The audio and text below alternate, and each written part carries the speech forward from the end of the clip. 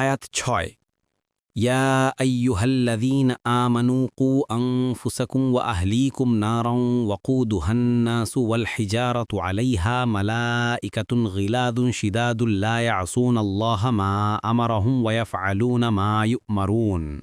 অনুবাদ: হে ঈমানদারগণ, তোমরা নিজেদেরকে এবং তোমাদের পরিবার পরিজনকে রক্ষা করো আগুন থেকে, যার ইন্ধন হবে মানুষ এবং পাথর, যাতে নিয়োজিত আছে নির্মম কঠোর স্বভাব ফেরেশতাগণ, যারা অমান্য করে না তা যা আল্লাহ তাদেরকে আদেশ করেন, আর তারা যা করতে আদেশপ্রাপ্ত হয় তাই করে।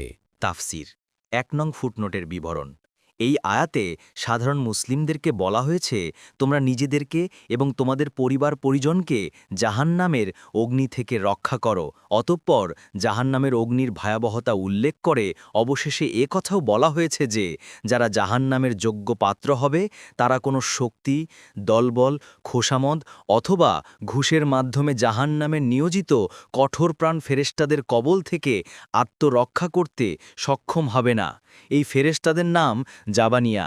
এই আয়াত থেকে প্রকাশ পায় যে আল্লাহর আযাব থেকে নিজেকে রক্ষা করার জন্য প্রচেষ্টা চালানোর মধ্যেই কোনো মানুষের দায়িত্ব ও কর্তব্য সীমাবদ্ধ নয়, বরং যে পরিবারটির নেতৃত্বের বোঝা তার কাঁধে স্থাপন করেছে তার সদস্যরা যাতে আল্লাহর প্রিয় মানুষরূপে গড়ে উঠতে পারে, সাধ্যমতো সে শিক্ষা দেয়াও তার কাজ।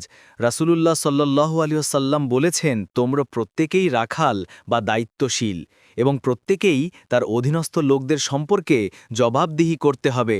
শাসক ও রাখাল বা দায়িত্বশীল তাকে তার অধীনস্থ লোকদের ব্যাপারে জবাবদিহি করতে হবে। নারী তার স্বামীর বাড়ি এবং তার সন্তান সন্ততির তত্ত্বাবধায়িকা, তাকে তাদের ব্যাপারে জবাবদিহি করতে হবে। বুখারী ৮৯০৩, ৫১৮৮।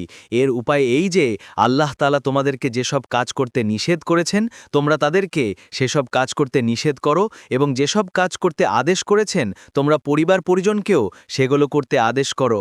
এই কর্মপন্থা তাদেরকে জাহান্নামের অগ্নি থেকে রক্ষা করতে পারবে। ইবন কাসির হাদিসে এসেছে, রাসূলুল্লাহ সাল্লাল্লাহু আলাইহি ওয়াসাল্লাম বলেন, আল্লাহ ওই ব্যক্তিকে রহমত করুন যে নিজে রাতে সালাত আদায় করতে দাঁড়িয়েছে এবং তার স্ত্রীকে জাগিয়েছে। সে যদি দাঁড়াতে অস্বীকার করে তার মুখে পানি ছিটিয়েছে। আল্লাহ ওই মহিলাকেও রহমত করুন যে নিজে রাতে সালাত আদায় করতে দাঁড়িয়েছে এবং তার স্বামীকে জাগিয়েছে। যদি সে দাঁড়াতে অস্বীকার করে তার মুখে পানি ছিটিয়েছে। আবু দাউদ ১৪৫০, ইবনে মাজাহ ১৩৩৬। হাদিসে আরও এসেছে, রাসূলুল্লাহ সাল্লাল্লাহু আলাইহি ওয়াসাল্লাম বলেছেন, তোমরা তোমাদের সন্তানদেরকে সালাতের জন্য ৭ বছর বয়সে পৌঁছলেই নির্দেশ দাও, আর তাদেরকে ১০ বছর হলে এর জন্য দণ্ড দাও, আর তাদের শোয়ার জায়গা পৃথক করে দাও। আবু দাউদ ৪৯৫, মুসনাদে আহমদ ২/১৮০। অনুরূপভাবে পরিবার পরিজনকে সালাতের সময়, সাওমের সময় হলে স্মরণ করিয়ে দেওয়াও এর অন্তর্ভুক্ত। রাসূলুল্লাহ সাল্লাল্লাহু আলাইহি ওয়াসাল্লাম যখনই বিতর পড়তেন তখনই আয়েশা রাদিয়াল্লাহু আনহাকে ডাকতেন এবং বলতেন, হে আয়েশা, দাঁড়াও এবং বিতর আদায় করো। সহিহ মুসলিম ৭৪৪, মুসনাদে আহমদ ৬/১৫।